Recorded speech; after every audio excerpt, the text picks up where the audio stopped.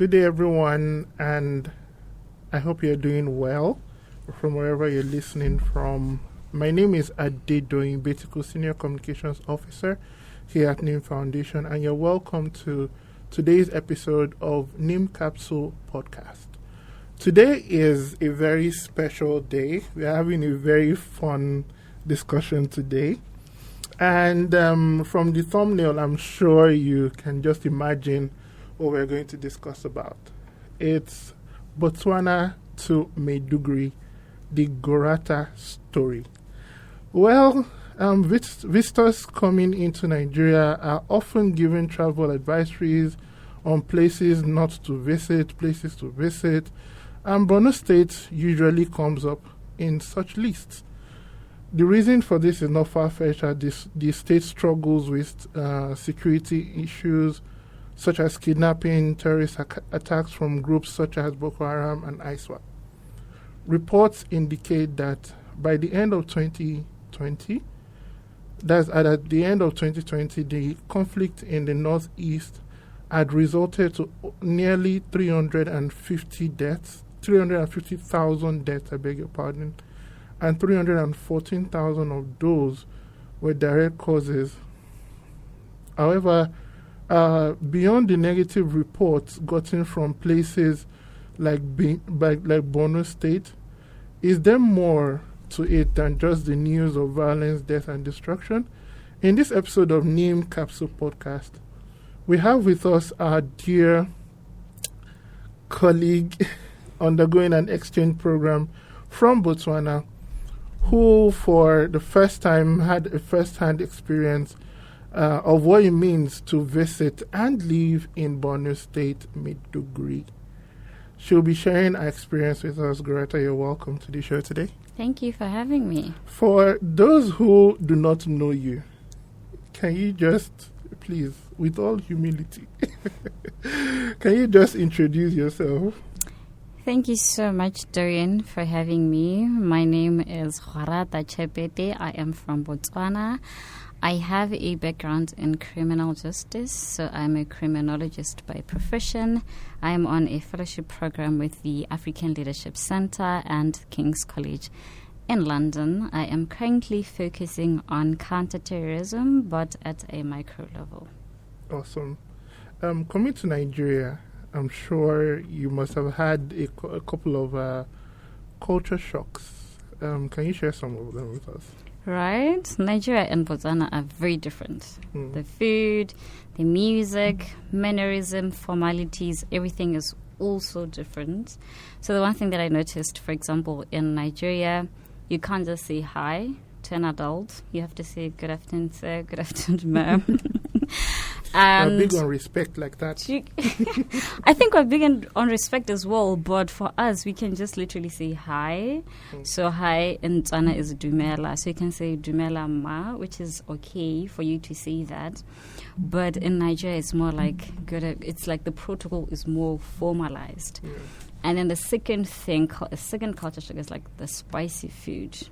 Nigerians love spicy food, yes. And they don't call their their spices chili. They call them pepper. Mm-hmm. They don't even say pepper. It's pepper. It's pepper. Yes. If you're not sweating and you're not you're not eating. Do you get it? But for us, it's like more salt, just like salt and like very subtle spices. And also in terms of everything that we do, so that's like how we relate with people. It's very different. Mm-hmm. And I was telling my mom the other time that even my style of dressing is like very different from the Nigerian culture or Northern Nigerian culture. Yeah. So for example, if I wear not even a short skirt, but just like a knee-length skirt, I feel like, oh my God, I'm showing off my legs and I should have them covered. Even when I show even like my hairstyle, I feel like, oh my God, I should put on a scarf. So it's been very interesting for me, and because I love culture and I love respecting other people's cultures, it's been very interesting for me, because I thought, you know what, even though I'd have preferred to do this, let me try this out. And it's been working. I love Nigerian food, jollof rice. We'll get to Very that. nice We'll and get to spicy. that Okay. shortly.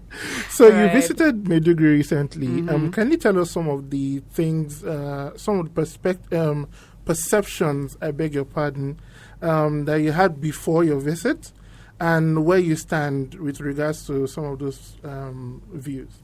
Right. So when you Google Maiduguri, they will see, oh my God, the epicenter of terrorism. Abu Bakr and Muhammad Yusuf lived in Maiduguri. That's where terrorism started. Oh my God, Maiduguri is insecure. And I have known that for quite a long time as a person who's very, very interested in peace, security, and development issues. I had known that, and these are the things that I got from the media. And even a week ago, when I was told that I'll be traveling to Maiduguri, I was very excited, but very nervous as well. I told my mom. My mom was like, "Girl, what are you trying to do?" And I literally had to pray every single day, multiple times, because I was like, oh my God, what am I getting myself into? And they tell you that you can't live in Maiduguri. Maiduguri is very, it's scary. The people there are scary. Everyone there is like almost like a member of Boko Haram, has an association with Boko Haram, or you're going to meet a member of Boko Haram or ISWAP one way or another. So those were the perceptions. I was like, even on our flight to Maiduguri, I was like, oh my God, are they going to shoot it down? What's going to happen?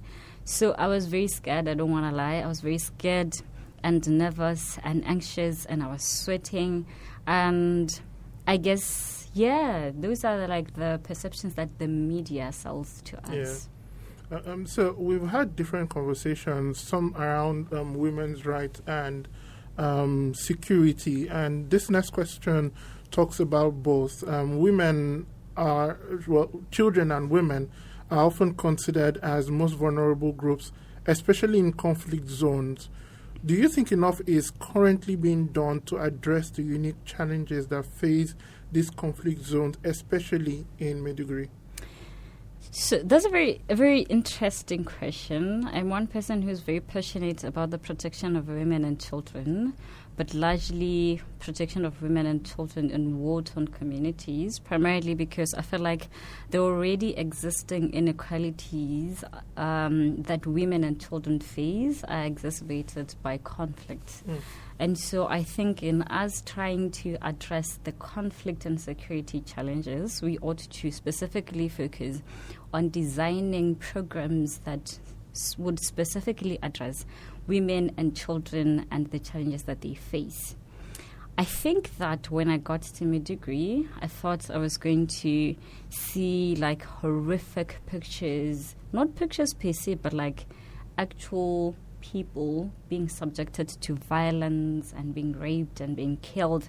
And even me, I was even concerned about my own safety. I think my experience in Maiduguri has shown me that women and children and men coexist in a very peaceful manner. You couldn't tell the difference between a man and a woman or a child in how they were being treated. It was just like a normal setup. We, even in our culture, even in my rural village, you'd see a man and a child and a woman coexisting together. But speaking about whether I think that these challenges that women and children face, whether I think they're being adequately addressed, I don't think they're being adequately addressed, but I don't think that they are as bad as the media portray them to be. Absolutely, I agree with you. On a scale of 1 to 10, 1 being I'm a tough guy, or I'm a tough girl, okay. I can handle it, and 10 being, please just take me home. How scared were you going to Maiduguri for the first time, and did your experience change after you got back? So going into Maiduguri, I googled Maiduguri, and we all know Borno. And from my experience, it has always been people telling me that, Borno, it's like the epicenter of terrorism. And when you go to Maiduguri, that's where you will experience it all. That's where Mahmoud Yusuf, Sheikh Abu Bakr Shekau, and everybody else and all their followers are based. And so that's where they carry all their attacks and everything like that. And I was very concerned. I don't want to lie, I was very concerned. I told my mom and my sister and all my relatives, I was like, this is where I am going to, and do not be shocked if 1, 2, 3 happen to me, because because clearly I'm walking into a danger zone. And I think that I was very scared, I was very anxious, and I kept on telling myself that, okay, you have to do this. This is like a once-in-a-lifetime opportunity. You really have to do this. And I kept on praying and preparing myself emotionally and physically. And when I say preparing myself physically, I mean literally preparing myself physically, because I was like, okay, I'm from Botswana. I'm used to wearing like skirts that reveal your legs, etc. But I have to prepare myself and make sure that my dress code isn't too far-fetched from what the Maiduguri people are used to. So I have to make sure that it's in harmony with of what they are used to. So wear long dresses, wear long skirts, and put on a scarf, for example. And my experience on the first day, I was still thinking, oh my goodness, Jesus Christ, why am I in Maiduguri? But to my surprise, after the first day, not even after the first, but like on the first day, when I met people in Maiduguri, they were so nice and so welcoming and so hospitable, and they all wanted to, because I think they can tell that you're new in their community. So they could tell that I was new in their community and the people that I were with. So everyone wanted to greet me and they wanted to hug me. I love hugs. So they were hugging me and greeting me. And they wanted to find out how they can assist me, what I was looking for. And everyone is just going on about with their lives. And these are like traders and entrepreneurs, and they were all going on with their lives as though it's like just a normal life. And I was like, this is very surprising. And on the second day, I wasn't anxious at all. It felt more like home after like literally 24 hours. It felt like, this looks familiar and it sounds familiar, and the people here are more familiar. And I think it's primarily because in Botswana, it's like a very traditional country or set up, and the people there are just so nice, especially in my rural village. So it was similar to that. I was like, this looks more like home. And I felt like I was at home, and it felt like home. So, yeah. I can just imagine. I mean, when you said prepare yourself physically, I thought you were taking martial arts classes, learning how to jump and all those things. But, I mean, it's fairly similar to my first experience going to Borno. I was, oh my goodness. That first night, because we got there, I think towards evening, afternoon-ish, towards evening.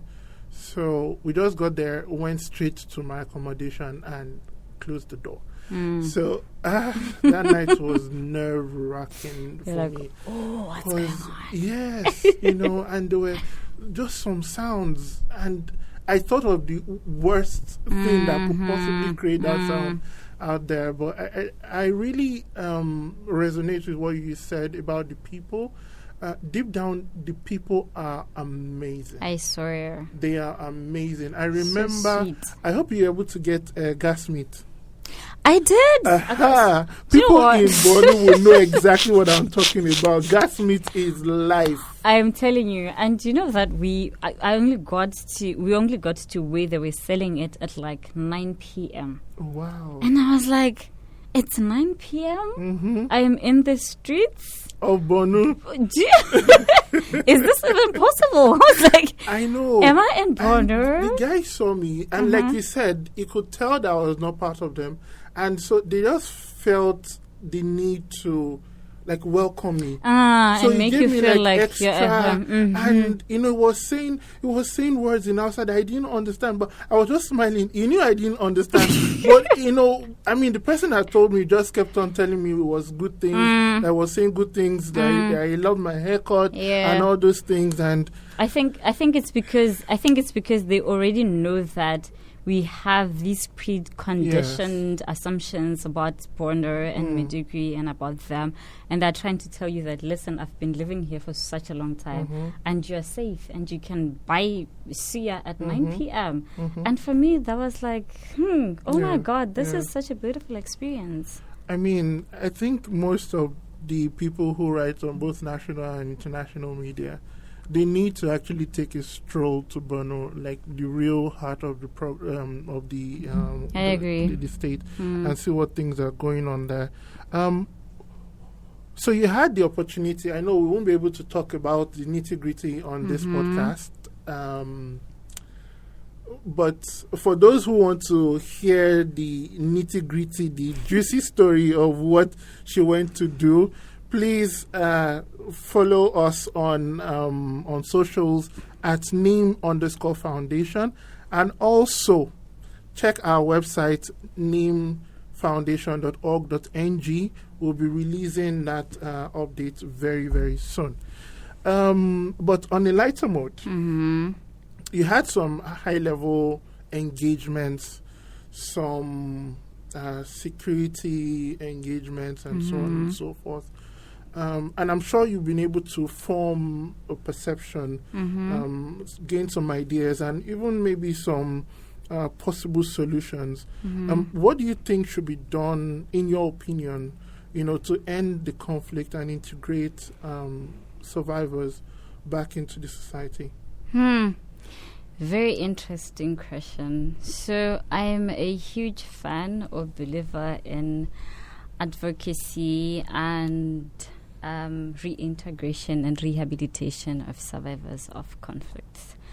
It's no secret that Maiduguri at some point was very ravaged by insurgency, and basically that's where Boko Haram is based at some point. And I think that though they have done so much damage, there's so much room for reintegration mechanisms to be put in place.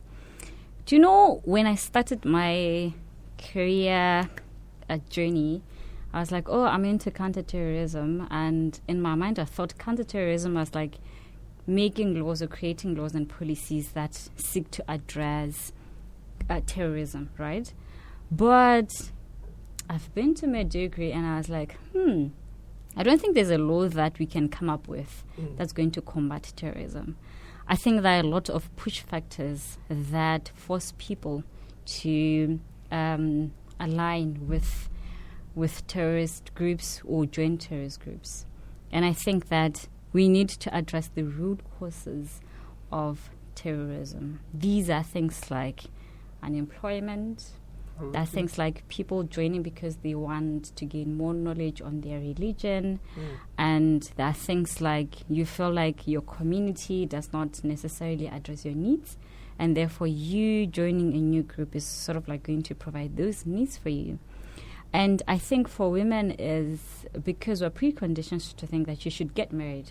If you don't get married and a person comes to you and sells you this idea that, if you join Boko Haram or if you join our group, we're going to provide you with a husband, and then you're going to have some money, and then you're going to have control over these kids who will be cooking and doing 1, 2, 3.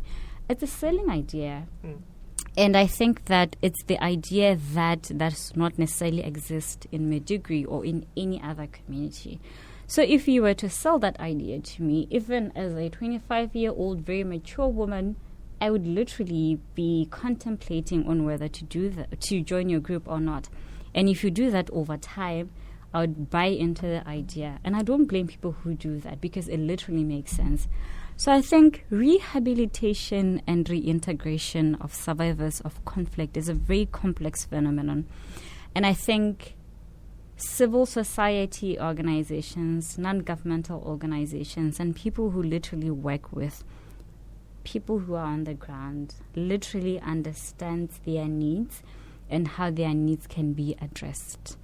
And so if we focus more on peace as opposed to security, then we capacitate our systems to be more sustainable as opposed to just like saying security. If you say you're focusing on security, it's you say we're militarizing Maiduguri, we're going to give people weaponry, etc. So it's like more security based while you're not disincentivizing people from joining these groups. But if you say we will create systems that work, we will create jobs for people, and we will create a safe and conducive environment for them to self-actualize and self-determine, then you are giving them autonomy to express themselves, to enjoy their communities, to be more liberal in how they exercise their religion and their ideologies. And therefore, at the end of the day, you have people who prioritize peace as opposed to security. I'm not saying we should just like say security is not important, it's important.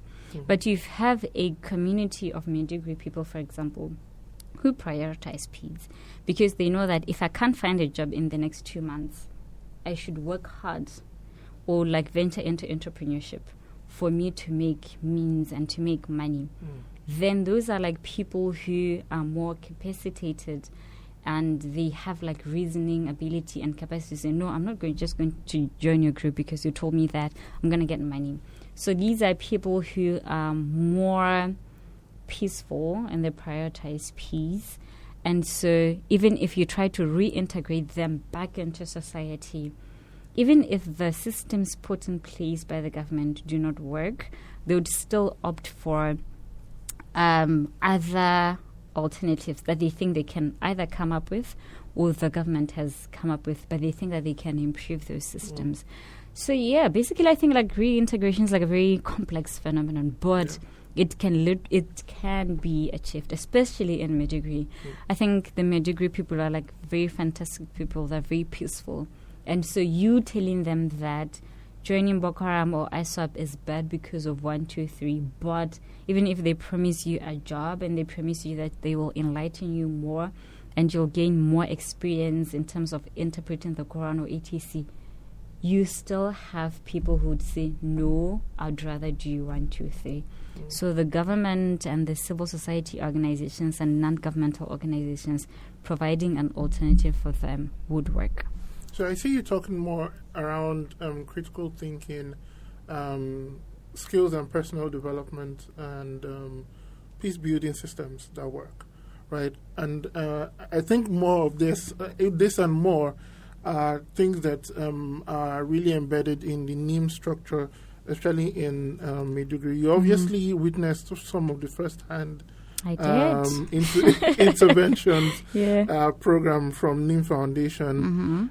And first of all, I want to ask how important are the roles of civil society in finding solutions to conflicts? I know you've talked about the aspect of the government. You also talked about civil society at least some level. But I'd like to know, is it more, because you rightly mentioned that these civil society groups have, actually in Foundation, we've gone deep into the root of the matter. Right. And we understand that it's not just one policy or one law that addresses all these things. Sure. There are different things. There's poverty, there's literacy level, there's critical thinking, there's skill development, there's peace building systems, there's early warning, there's dialogue, there's messaging. There's so many things. I've been able to identify all these things, and it's more of a working web right now of different clusters of things that are addressing similar issues. Like you said, looking more towards peace building than militarized security, right? So I know we can do more. Right. I mean, not just from NIM, but from the civil society body as a whole. So in what ways do you think we can find solutions to the current conflict or the current situation in Borno and even other conflict zones? Okay. Saying this for like the first time ever, I think NIM Foundation is literally one of the best organizations to ever exist in the whole world. I think we need a round of applause. I need to get a bell in this studio. NIM Foundation and the work that NIM Foundation does is very commendable. It's very close to my heart. It's close to all my values and how I envision counterterrorism to be like and what governments and civil society organizations should be prioritizing. NIM Foundation does not necessarily focus on security, like you're a police officer, a prison officer, a judge, a lawyer, and therefore laws should be enforced. NIM Foundation is more on we need to protect people's mental health, and therefore we need to provide them with psychosocial support. We need to ensure that foundational literacy and numeracy is attained in societies that are war-torn. And how do we do that? And NIM Foundation has all these projects that are aimed at capacitating individuals to act independently and to also improve their mental health, right? Which is something that I truly value. And I think in these war-torn communities, what is truly important is ensuring the protection of people's mental health.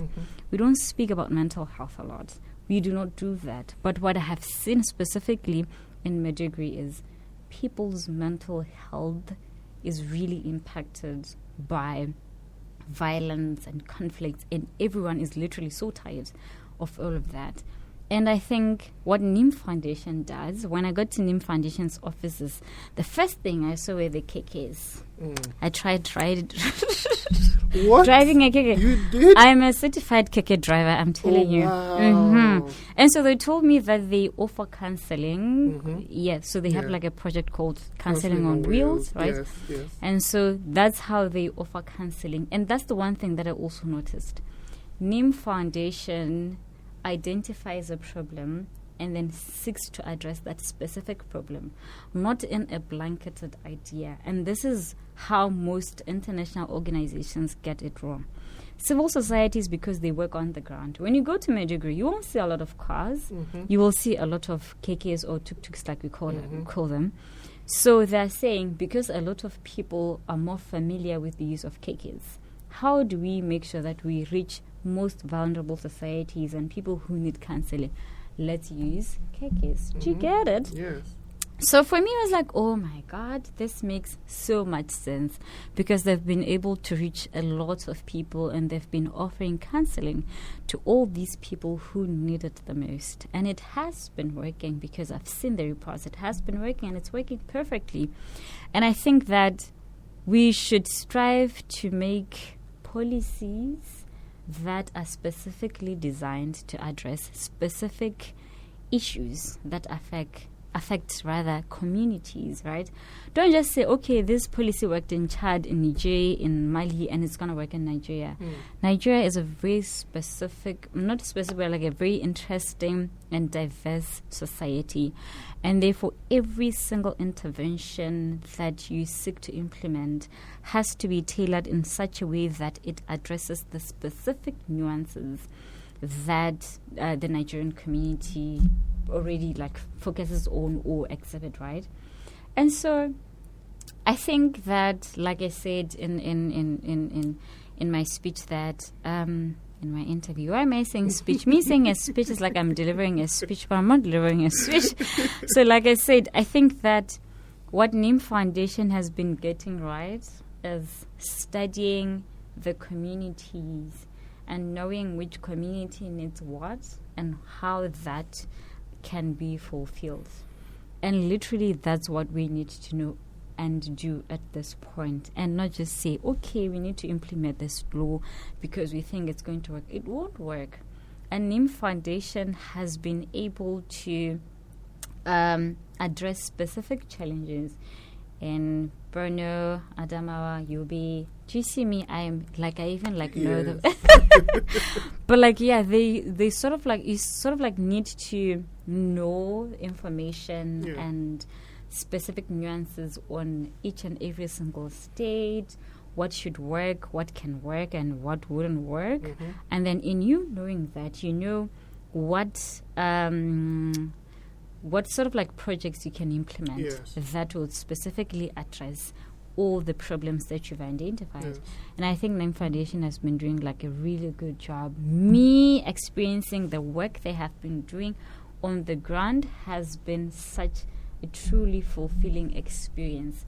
You know, when you search NIM Foundation on the internet, I'm not fangirling, but when you search NIM Foundation on the internet, it's like, oh, we restore, renew, heal survivors of conflicts, what, right? Mm-hmm.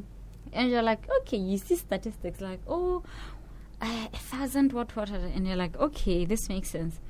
But you never truly get to appreciate the work they do unless and until you go to the communities and you see the beneficiaries of the projects that NIM Foundation rolls out. Yeah. And even in seeing the beneficiaries, you get to meet them, you get to talk to them, and you get to evaluate the state they were in before they received all the mental health and psychosocial support, as well as financial literacy, as well as like literally any other capacity building mechanism that they would have needed. And then you see them after they received it over a period of months or years, and you realize just how important the work that NIM Foundation does is, especially in Walton communities. I think like NIM Foundation is doing a stellar job.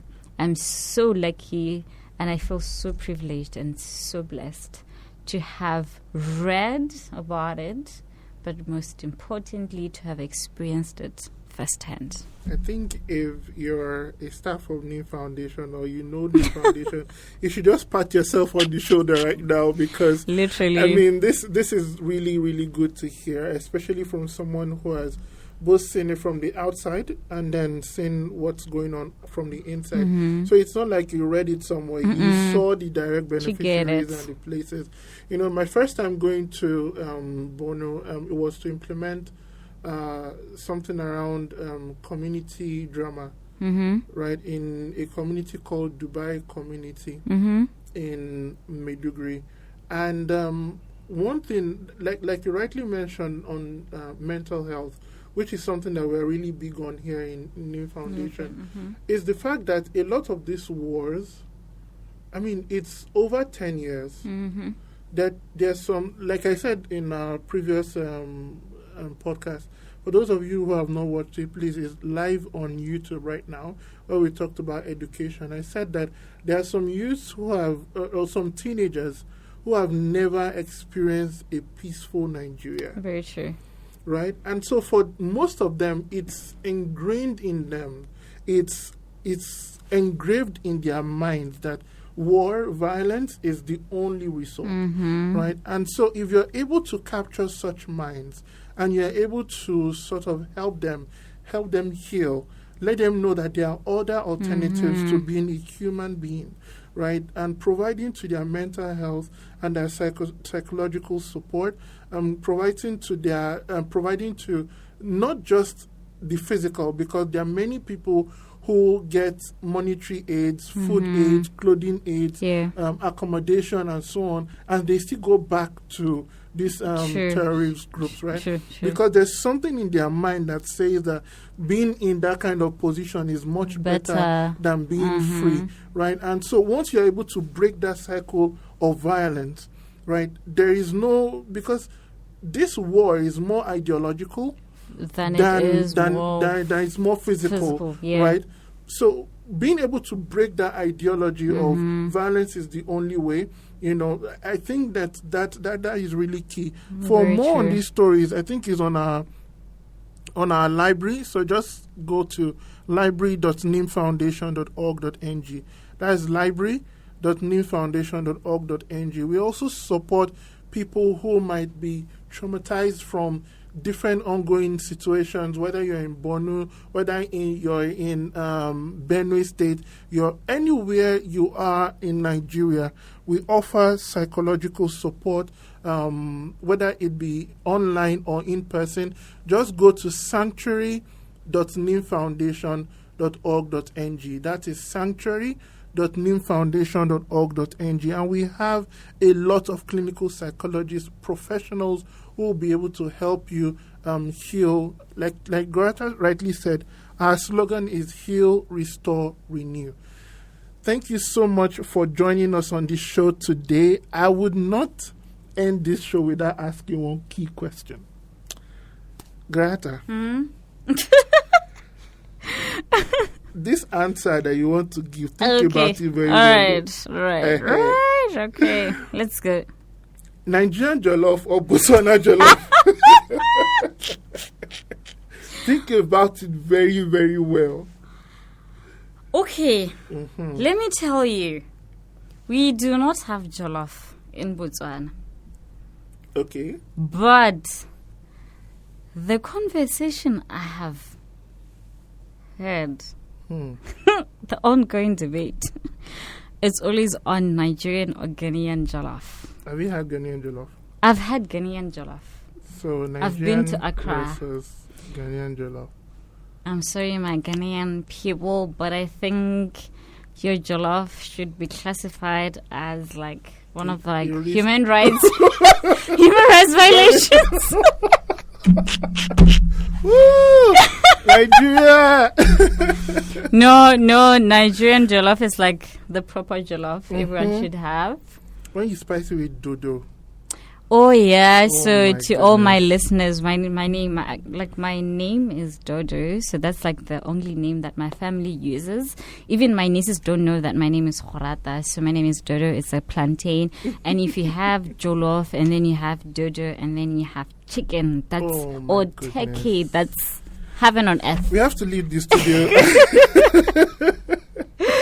Yeah. Thank you so much for coming on this show, Gorata. This was so much fun. Yes, it was. Thank you so much for our listeners who joined us on today's episode of Nim Capsule, where we talked about Botswana to Maiduguri, the Gorata. Shout out to Botswana. Shout out to my people.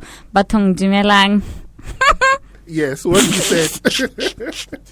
My name remains Adedoyin Betiko. Until the next episode, bye for now. Goodbye. Goodbye. Goodbye. Goodbye. Goodbye. Goodbye. Goodbye. Goodbye.